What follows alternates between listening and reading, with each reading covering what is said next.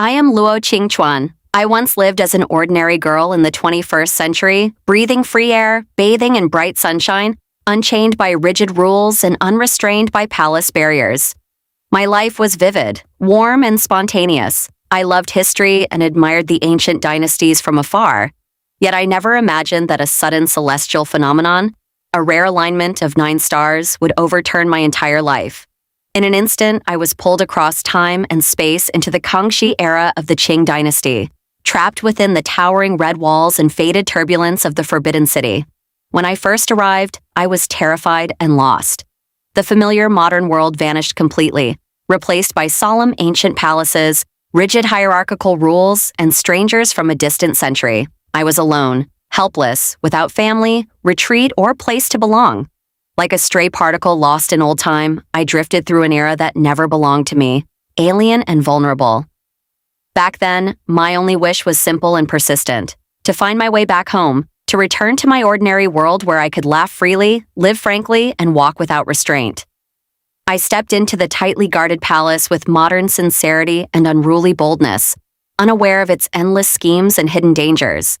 I knew nothing of harem intrigue, political balance, royal hypocrisy, or the fragile affection of princes. I loved boldly, hated openly, and lived with pure honesty, believing that sincerity would be reciprocated and kindness could withstand worldly storms. Yet the Forbidden City has never tolerated innocence or pure-heartedness. In this cage, frankness is recklessness, kindness is weakness, and sincerity is the deadliest flaw. Within these square red walls, I met 2 men who engraved themselves deeply into my soul and entangled my entire Qing dynasty journey: the 8th Prince Yinsi and the 4th Prince Yinzhen. One was gentle, warm, and tender, offering me exclusive affection and soft protection. The other was cold, reserved, and decisive, hiding profound love behind indifference and shielding me silently from harm.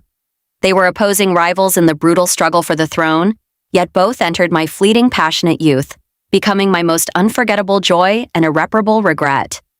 When I first met the 8th Prince, his eyes were clear and gentle, his temperament refined and amiable. Like a bright moon piercing the dark night, he soothed my fear and unease in this strange ancient palace. In a world of rigid etiquette and cautious hypocrisy, he allowed me to be myself, indulging my modern words and unconventional behavior.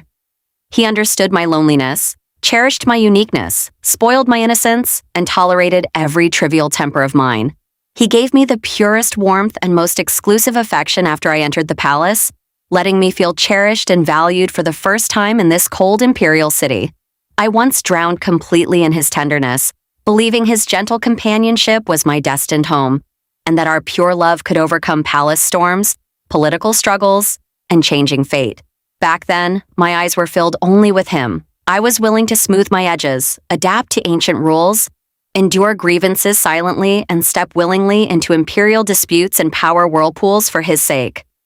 Naively, I thought true love could break worldly barriers and last through every season. I indulged in his gentle gaze and exclusive favor, convinced that such warmth would be eternal and steady. Yet palace love is never free, and royal destiny allows no ease. Beneath the 8th Prince's gentle appearance lay inherent ambition and unavoidable fate. Born into the imperial struggle, burdened by family expectations and court balance, he could never break free from the torrent of power disputes. His tenderness was genuine, yet so was his helplessness. His affection was sincere, yet he was forever trapped by situations, politics, and destiny. Gradually, I grew tired and sober amid repeated misunderstandings, separations, and emotional entanglement. The mutual devotion I had clung to so desperately faded and exhausted under the weight of imperial power and worldly calculation. I loved deeply, grieved bitterly, persisted stubbornly, and sank completely, only to watch my passionate, youthful dream dissolve into wind and dust. The 4th Prince Yinzhen carried the most restrained, profound, and silent affection throughout my palace years. Cold-spoken, aloof, and ruthless in decision-making, he was regarded by all as a power-hungry prince devoid of warmth. The world saw only his ambition and determination to rule, yet no one noticed the deepest, most reserved, and most faithful love hidden in his heart. He never spoke sweet words or pursued me deliberately, yet every time I fell into danger, suffered slander, or was wounded helplessly, he stood silently before me, blocked every storm, and cleared every crisis for me. He saw through the world, understood palace rules, and perceived human coldness perfectly. He saw all my recklessness, innocence, vulnerability, and fear. He knew I came from another time, knew I did not belong here, and understood every grievance and panic hidden in my heart. He never forced me, never restrained me, only protected me silently, fulfilled my wishes quietly, and loved me with unspoken persistence. His love was never noisy or ostentatious. It resided in every secret help, every silent compromise, and every resolute sacrifice to shield me from harm. In my youthful ignorance, I was attracted by the eighth prince's bold, blazing tenderness, overlooking the fourth prince's endless quiet devotion. I once thought coldness equaled indifference and silence equaled distance. Yet I finally learned that the deepest love is never superficial sweetness, but persistent protection through trials, unconditional tolerance despite recklessness, and unyielding courage to stand against the world for one person. The struggle for the imperial throne surged fiercely, shaking the entire court and turning brothers against each other. Caught between two overwhelming tides of fate, I hesitated between warm memories and silent devotion, suffering endless entanglement and helpless choice. I witnessed the warmest side of royal kinship and the cruelest truth of imperial power.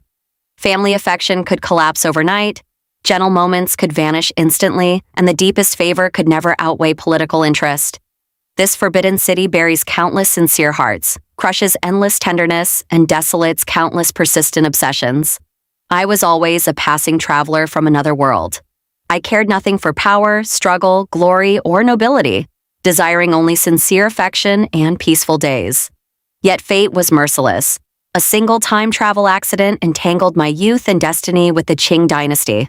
I was forced into political turmoil, forced to taste human warmth and coldness, forced to endure love and separation, and forced to transform from a free-spirited modern girl into a restrained, sober, and worldly wise woman. Palace years smoothed my edges, faded my recklessness, took away my innocence, and taught me the emptiness of affection, the uncertainty of the world, and the irresistibility of fate. I have watched prosperity fade, tenderness collapse, obsession vanish, and love turn to sorrow. The eighth prince's warmth could never overcome imperial destiny, and youthful passion could never withstand worldly trials. The fourth prince, through endless silent protection and patient waiting, became my deepest lingering attachment and regret, eventually transforming into the loneliest and most resolute emperor of the Qing dynasty. When all chaos settled and the throne struggle ended, Yinzhen ascended to supreme power, ruling mountains and rivers with unparalleled authority, yet winning only endless solitude and lost warmth. All storms subsided, all emotional entanglements faded, and all youthful sincerity turned to desolation. In the end, I remained the most redundant traveler in this prosperous Qing dynasty. I never belonged here. My roots, my past, and my original heart were never meant for these red palace walls. When the 9-star alignment reappeared and the chance to return finally arrived, I stood at the crossroads of fate, looking back on my turbulent Qing dynasty years filled with emotion and melancholy. This place held my deepest love, my sharpest pain, my most persistent dreams, and my hottest youth.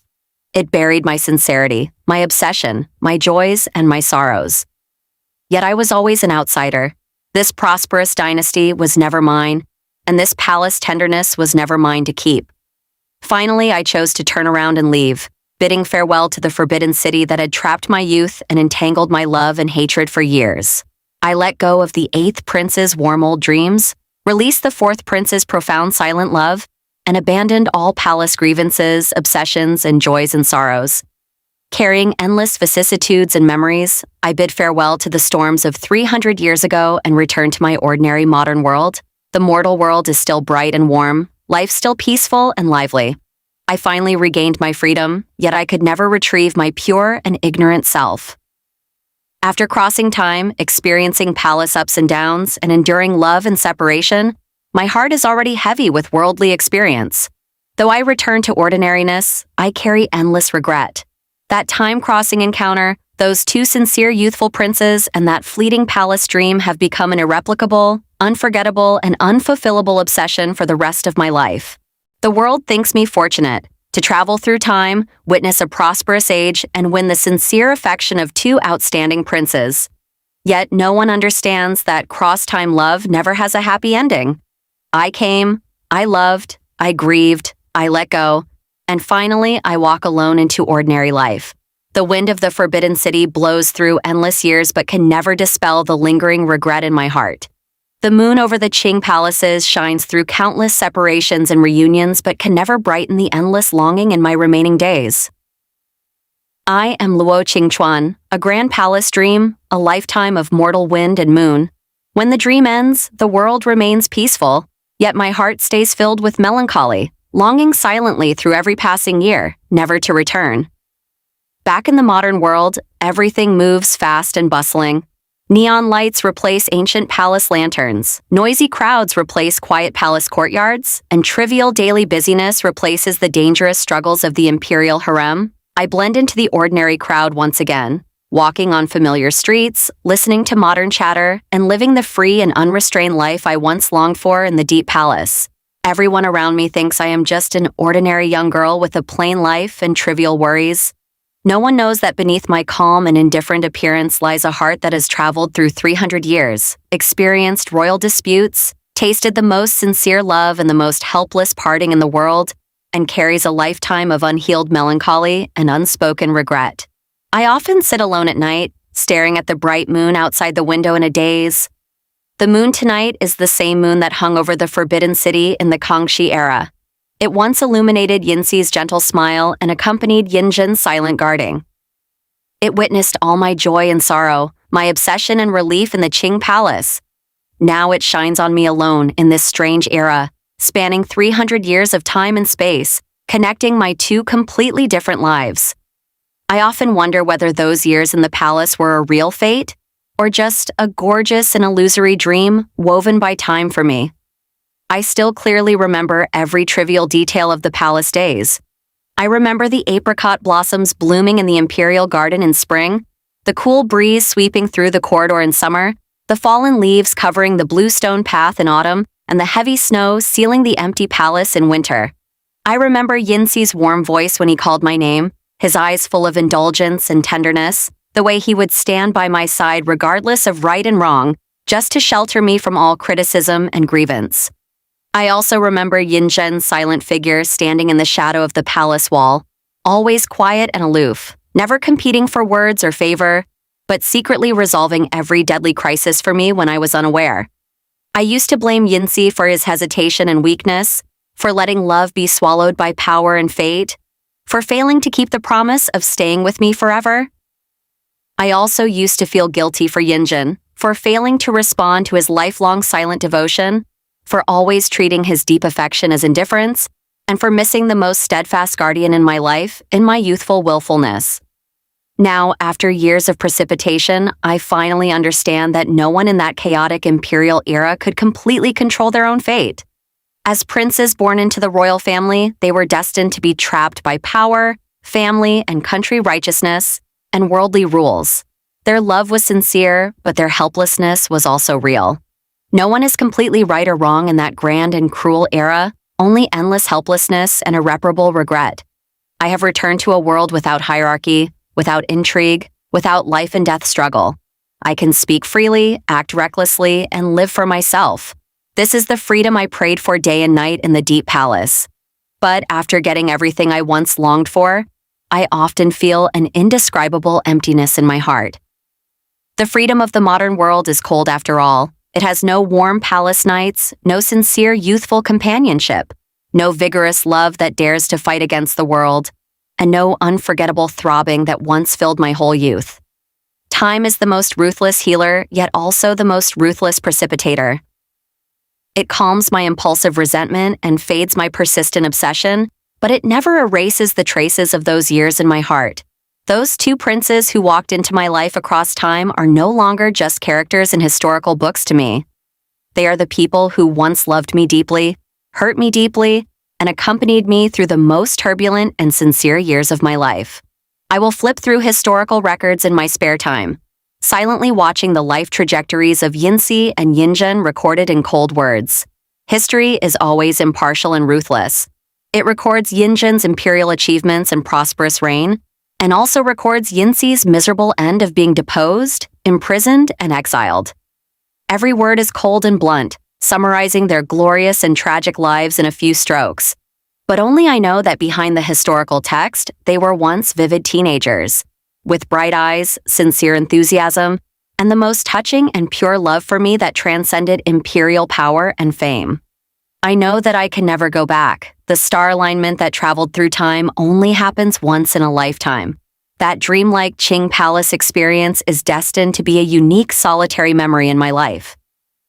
I can no longer walk into the Red Wall Palace courtyards, no longer listen to the prince's gentle whispers, no longer resolve disputes and sufferings with them side by side.